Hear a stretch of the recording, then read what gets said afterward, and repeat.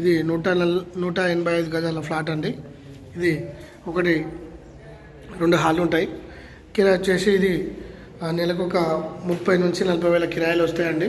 ఒక షెటర్ కూడా ఉంటుంది. ఇది మనకు కొండపోచమ్మ టెంపుల్ ముందటనే అండి.